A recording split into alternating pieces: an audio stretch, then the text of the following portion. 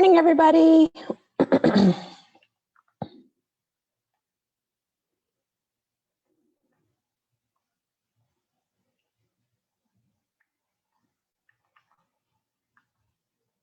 everybody. Okay, I think we all have sound, so that's a good thing. Okay. Ooh, we're ready to start the year with our fresh with some education. First, how did everybody have a nice evening? I went home and had dinner and then put my feet up. I did not do any work like I should have done, but that's okay. It's okay. I'm trying to not do quite as much when I get home at night.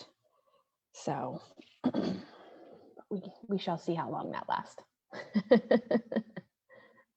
I have a lot that needs to get done, especially for the education that's going to start happening here in a few weeks. So for those that are waiting for patterns and notions and supplies for upcoming classes, everything shipped yesterday, thank God, and should be arriving here Tuesday or Wednesday. So if you're waiting on a pattern or something along that lines, hopefully everything's here by Tuesday or Wednesday, especially for those that are in the Undercover or Quilted Things Society machine cover project.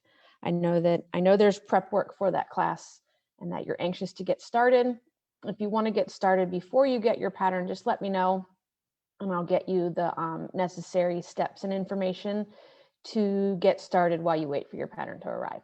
Okay, and I do apologize for that, but like I said, I made the decision as to which bags are going to be in this quarter after I got some confirmation of that certain things would not be releasing when I thought they would be. And so I literally made the choice on the 30th as to which bags we would start with and which embroidery projects for embroidery crew and things on the 30th. And I published the newsletter on the 31st. So, and then everybody was closed. So we only had a few patterns of things in store. So good morning, good morning. Welcome to the first Breakfast Club of 2021. We're going to start today with talking about rag quilting.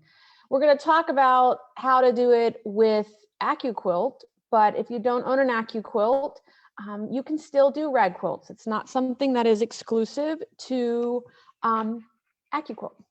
They've been around a long time. It's probably one of the first things I get. A lot of people come in and that's what they want to make when they're learning to sew or kind of want to make this. It's also done, you may see it a lot done in denim. Okay, so old jeans, things along that lines. Just note that makes for a very heavy quilt, but they do look beautiful. And I do have a couple examples here this morning to show you out of denim, a couple of pictures in that aspect. So if you have no idea what a rag quilt is, this is a rag quilt. So basically you take a quilt sandwich that has a batting in the middle and another piece on top, square. Typically we work with like about an 8.5 inch square, 9 inch square. And we would then, we usually quilt that square, usually stitch a little X through the middle of it. And then we start sewing them together with the seams towards the front. So there is exposed seams in a rag quilt. And then once you get them all sewn together in rows and the rows into the top, you go back with a pair of scissors. Typically we use spring-loaded scissors because there's a lot of clipping that needs to be done. And we clip approximately every 1/4 inch up to that line that we used to sew the blocks together with. Okay. Doesn't have to be squares. It could be done in rectangles and different shapes. You could do 4 patches. You can do 9 patches. You could applique in the center of these blocks in that aspect. So rag quilts make fast and easy quilts. They're fairly quick, don't have to be super exact with them. Great for babies, graduations, holidays, more wonderful winter quilts to curl up with, because typically we use flannel, both front and back. And even if you don't want to use batting, we usually use a third layer of flannel in the center. Just adds a little more fluff to the raggy seam. You can change the size and the number. So the Go rag die is, the square one is 8.5. But if you weren't using the Go, you could do any size square. We love them. They're easy to make, very easy. And what's unique about the AccuQuilt rag die is that the fringe is already cut for you, okay, with an AccuQuilt die. So for example, here is the 8.5-inch square that you see here. So on the left is the actual rag die, and in the outer edges, there is a 1/4 inch little line every 1/4 inch that will clip our, or cut our rag. Now the square that you see on the right, which is the 6.5-inch square, is the size square that you would want to cut your batting with, okay? And that way it's all, that too can also be cut with your rag quilt. So just so you can see here, the AccuQuilt die has the dog ear kind of cut out. So that's that corner that you see missing in each of the corner square. That will basically, it kind of gets funny because obviously you can't cut both up and down and left and right all the way across, or it's going to fall out. So they've already removed that square for you. It's 3/4 inch long fringe, okay, and 1/4 inch wide. And just like I said, a 6.5-inch square you can use to cut the batting that goes into the middle of the die. Typically, rag quilts are made with flannel, homespun, fleece, cuttle, okay, and you can use cotton. Cotton, I don't do a lot of it in cotton because cotton can be stringy, okay, so it takes a little bit for the stringy to stop on cotton versus with flannel. It is a little stringy to start with, but after a couple of washings, it stops. If I'm going to use cotton, I'm going to use batik. It's more tightly woven. It's going to ravel less, and I think it curls a little nicer in the seam. Now, the rag square, you can use an applique.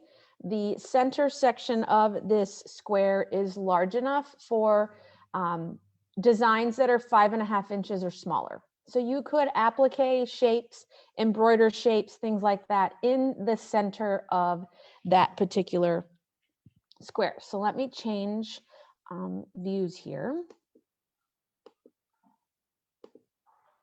so that you can see what I have. Okay. All right, besides a hot mess on this desk here. All right, so let me rotate this camera image because it's really bugging me. Okay. This here is the rag square. Okay, I don't know if you can see it mostly, but that is what it looks like. Okay, when it's cut, and there's your corner that's cut out of that.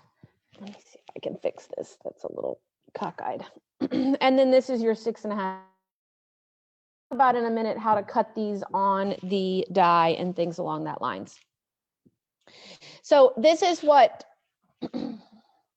this is a rag quilt that was done in batik. Was not done on the AccuQuilt, but I left my AccuQuilt rag quilt at home. This morning I remembered a few other things to bring with me, except the one most important thing, but that's okay. So this here is, so you can see we basically have X's stitched in the center. We've added some pieces to the top. We've appliqued some pieces and with the seam sewn, and then we've come back and we've clipped by hand approximately every 1/4 of an inch all the way down, and then it gets washed. Okay.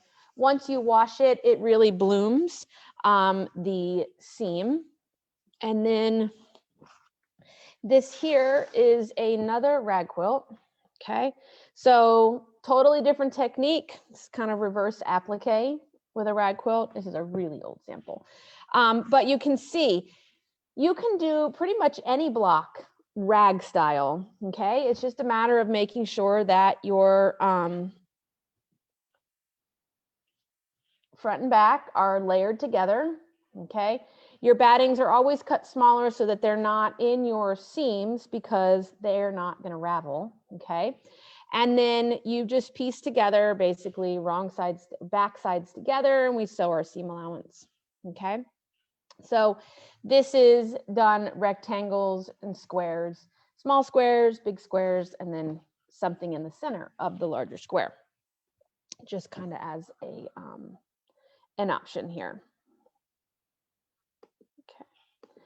So how do you cut a rag square? Okay. Now, depending upon the fabric that you're going to cut with an AccuQuilt. Now, we always tell you that an AccuQuilt, we can cut 6 layers of fabric. Okay. That's not quite as true with the rag die. Okay. So with the rag die, you want to start with 1 layer of fabric first to make sure that your system cuts through it just fine, and then build up from there. Probably not much more than 2 layers at a time,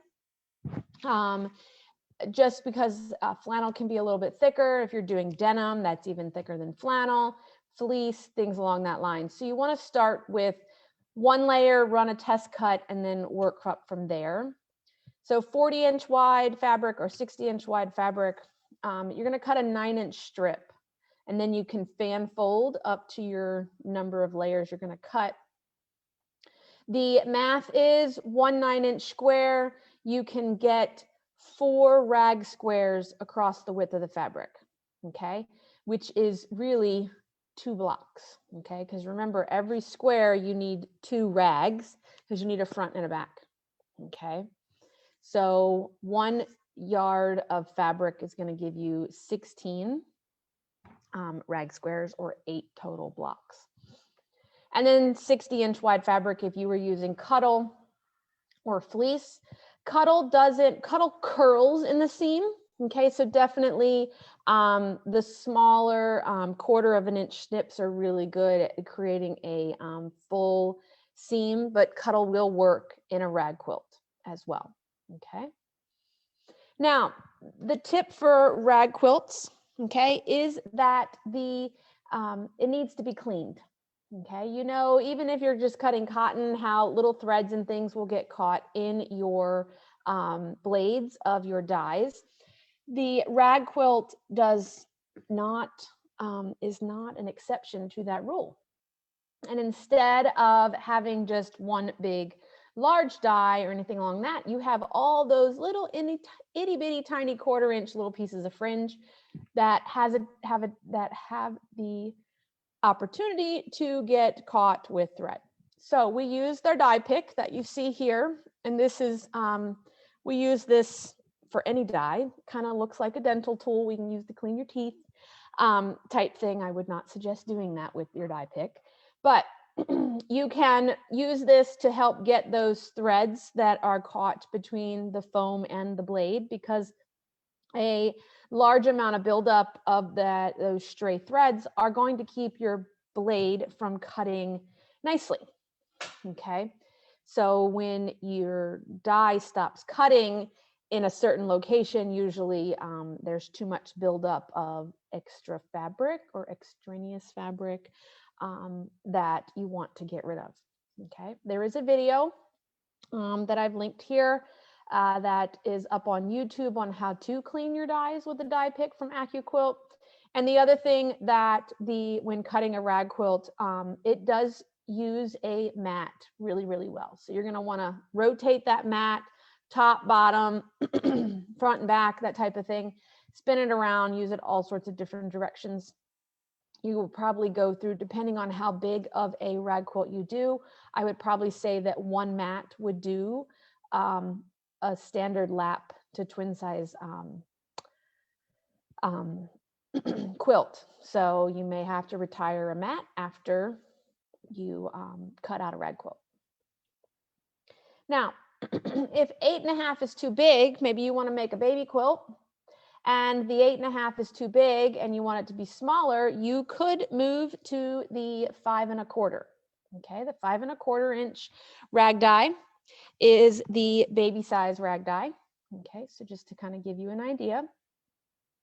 The die that you see next to it right there, that you saw next to it, is the square that we use to cut the flannel for the inside.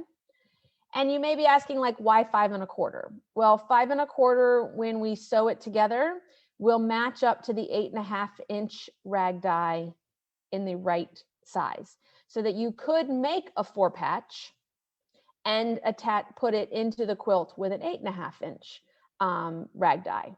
So you can see in the quilt there on the right that you have a couple of rows of 4 patches, as well as solid flannel squares. Okay, the 5 1/4 is done the same way as the rag quilt. You get 2 5 1/4s out of one cut. Okay, so there's 2 die. Let me go back here. There's 2 squares on the die, so you cut 2 at once in that aspect. But we can fan fold, start with 1 layer and work your way up. That way you are sure that it is going to cut through your particular fabric. Okay, so once you get all of this cut, you may be asking, well, how do you sew a rag quilt? So the first thing that we need to do is layer our fabric with our batting. Okay, and let's change camera here because I have some examples. Okay, let's move some stuff. So I have taken my pieces. Okay, this is the 5 1/4, and I've kind of put my piece of flannel or piece of batting right in the center. Okay, and then I would take my other 5 1/4 inch square and lay it right side up on top. Okay, so I have right side and right side. Okay, the wrong sides are together. We're then going to sew an X. Okay, so you're going to sew an X from left top to bottom and then switch and rotate. So you can see here, I just sewed an X from corner to corner. Okay. Once you have all your X's, I don't even mark these, to be honest. I just eyeball sew it. Okay, you could go through and you could draw lines. You could use your Hera tool and mark in creases, or you can just eyeball it from corner to corner. Okay, and then sew. Once you get all of your pieces sewn, the next thing to do is you would sew them into rows. Okay, so sewing into rows. Oh, let me grab, this one's not X'd yet, but we would put back sides together. Okay, and with the AccuQuilt rag die, we're going to sew a 1 inch seam. Okay, so that 1 inch seam is basically from corner to corner here. Okay, it's 1/4 of an inch in. Remember, this fringe is 3/4 of an inch, so it's going to come in. We're going to sew 1 inch. Now, for many of you, you all have markings on your sewing machines that are 1 inch on your stitch plates. You can use a piece of painter's tape if you would like to use painter's tape to follow along the edge, that type of thing. And then once that's sewn, you would flip one out. That would kind of stand up, and then you would add the next block, and you would keep going. And then you would do the same concept when you sewed rows together. So it would go back sides together, and then you'd sew the 1 inch. Once your quilt is finished and completed, you would sew all the way around the outside edge of the quilt, the outside perimeter, 1 inch. Okay, and that's just going to help secure the outside edge of the quilt, because obviously we haven't sewn there and you don't want your fabrics to flop apart. So we sew all the way around. Okay. You can cut the fringe anymore if you need at the corners or the intersections. If some particular area needs clipped a little more, you can come in and clip them. You will then wash it.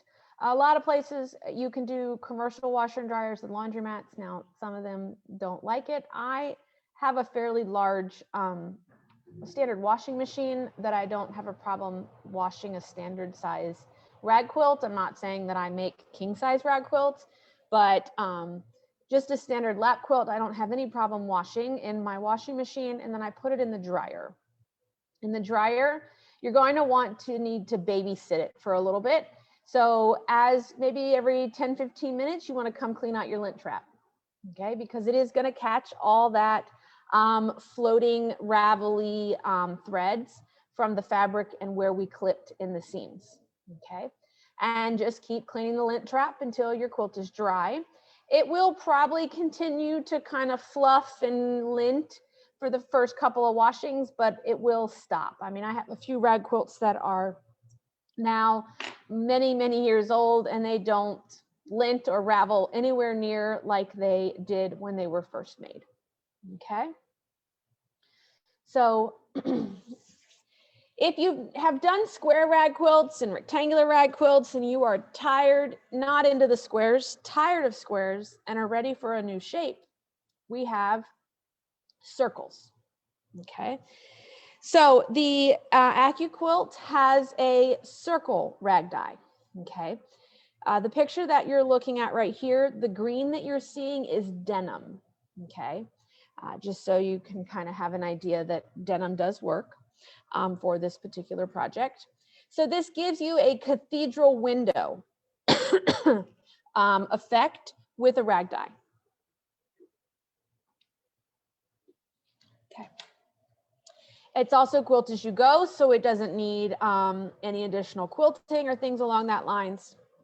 It has specialized dog ears for matching and for notches, the 1 inch seam allowance, and this particular die has a 3/8 inch seam, not quite as big and fuzzy because the raggy portion is around the inside portion of the cathedral window.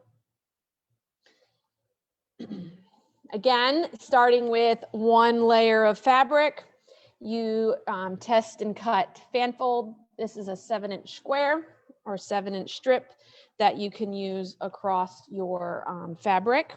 I'm trying to get my stuff here. The 5-inch square, so the die you see here on the left is the 5-inch square. The 5-inch square is the fabric that you see inside the window. So what you're looking at here, like the little floral, the blue, the orange, and the yellow with the orange dots, is a 5-inch square, okay? And the die here on the right is a square on point die that's 3 11/16. This is we would use it as a square, but this is the size of the batting that would be used in this particular project if you wanted to use batting. You could do this without batting. Doesn't have to have batting in it. Okay. So let's look at how this is done. Okay. So here is a circle. Let me get one out here. Okay. What's nice about this is you don't need 2 per square. You only need 1. Now I did with my dies, I did cut 2 layers without a problem. I didn't go any higher than 2. You could do, like I said, try 3, try 4. It's completely up to you. But I did cut 2 layers without any problems. I was using a fairly new mat. Okay. And you could do that as well. Okay. My square. Okay. of flannel, and then my 5-inch square of fabric would be what I need. Now, but to start with, we're going to piece the row. Before we get anywhere into adding these units, we need to piece our rows. And just like the previous row, previous type of block, we're going to put right sides together, okay? And we're going to sew a line, okay? Now, this line I did mark because I want to make sure that I was straight here. So for you to see, let me zoom in here. So I drew a line from basically lining up to this notch, and then drew a line straight down to the bottom. And then I sewed on that line, making sure that I backstitch at the beginning and at the end, okay? Once you do that, you can press that seam open, okay? So I have one here and one here, okay? Then you can position your batting. You're gonna kind of lift this piece up. Your batting will go in here, and your fabric kind of goes in there as well, just kind of centered, tucking it underneath that particular piece, okay? This is going to get stitched down, okay, to hold that in place.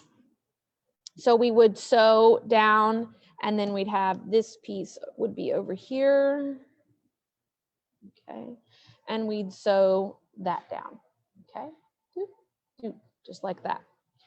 Now, once we got this all the way across in the row, the next thing we would be doing is coming across the bottom, matching another row, wrong sides together, right sides together. And then these units would then, once you sewed it, these units would then fold up, okay? And then we would be sewing that section, okay? So let me bring back up the examples here. So you can see we're going to draw the line, we'll sew that line, and then you're going to place the 5-inch square on top of the batting and the circle die, and then sew 3/8 of an inch away. And then we would repeat drawing that line all the way down, sewing your rows together. And then to make it easy and not have to constantly flip and rotate, we would sew the rows in like an S. And then once we came down one side, we repeat the stitching on the opposite. So we wouldn't have to be constantly rotating and rotating and rotating. Now I have put a link here, and you're like, well, Amy, I'm on Facebook. I'm watching this. These links don't work. I'll explain in a minute, okay? Of how you can do this. And so this is kind of an example of what you get with 4 together, okay? This is again done with denim, okay? And you can see the basically 2 rows of 2 that were then sewn together, okay?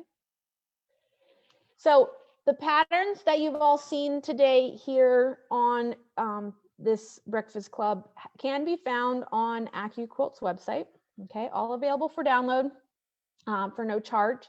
There are a few patterns on there by Heather Banks that came, she's the designer of the circle die, so she's got a couple of additional patterns that you could purchase. There are a few other rag die patterns that you could purchase from there as well.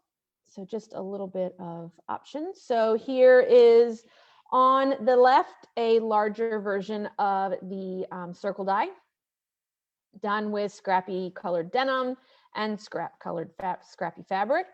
On the right, you have a rag quilt done with the 8.5-inch square and a 4 patch made of the 5 1/4-inch square, and an applique done with the snowflake die, okay, that was turned into a snowman.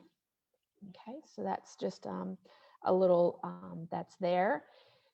So on the right here, on the left here is just a standard rag quilt, Okay, kind of give you an idea as to what the larger AccuQuilt fringe and seam looks like compared to the small seams that we sewed on the samples that I have here. Very quick, very easy, gives a beautiful bloom in the seam allowance. And then on the right is another circle, circle die done with denim with all the center squares being the same color. Great picnic blanket, things along that lines as well. And then just another option here. You have the far left is just a layout of a standard rag quilt, okay, done with particular colors in particular areas to give the appearance of American flag. Over the years of picking out rag quilts for people, I have seen lots and lots of pictures kind of come out of rag quilts. In the center, you see some machine embroidery done in lettering down some blocks. And then on the right, you see a rag quilt done with the owl die. So appliques done in the on the squares using the owl die and owl accessories die from AccuQuilt as well. Okay. Now, again, if you need more, these are links. Now, what's gonna happen here? Let me show you what I'm in the process of doing, and we'll hope to have finished up this weekend for you. Okay. So you've asked and asked and asked, and I'm finally going to get it done.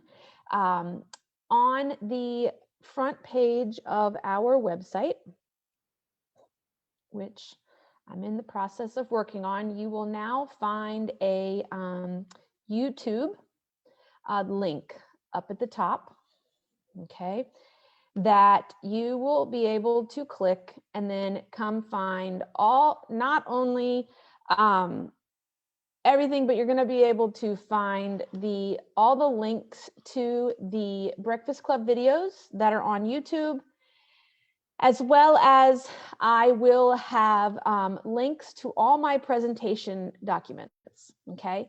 So this presentation that you see here will be loaded up there for you to be able to open, and once they're up there, these links will be live links. So once you open the document, you will be able to click that link and it will take you to the YouTube video.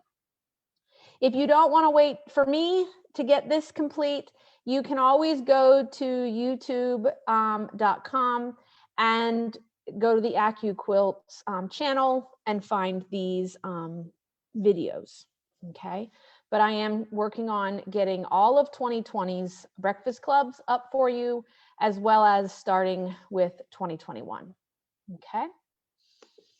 Questions from anybody? It's been awfully quiet this morning. Let's